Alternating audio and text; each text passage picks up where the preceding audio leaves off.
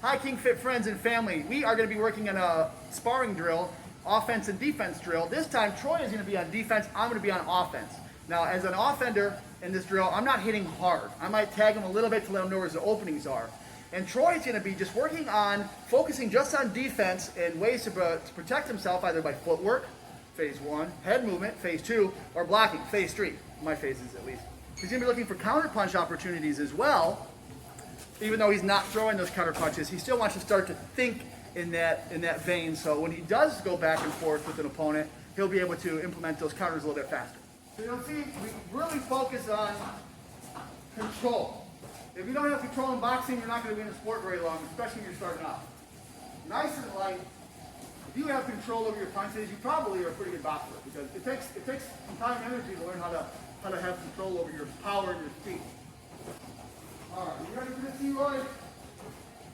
Yeah, so here's your defense. Moving those knees, moving that head, or trying to block. I always say footwork first, because you don't get hit at all. Head moving first, and I can hit. And if I'm close, kind of like you saw me a little bit last time, get that guard up, I'm going to hit the elbows, and hit your gloves, and kind of roll with it. Okay?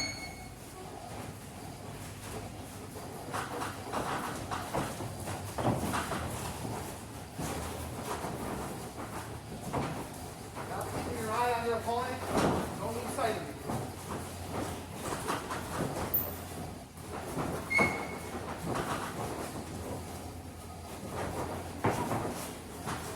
Head moving. Right, left, right, left.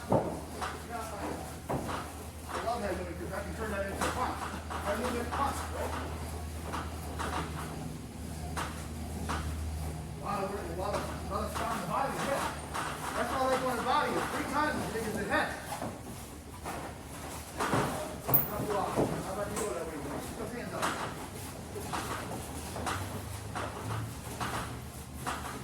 You kind of spread up and get a little bit more narrow. There you go. Now you're really hard to get. I'm just thinking elbow. That's all I got to hit now.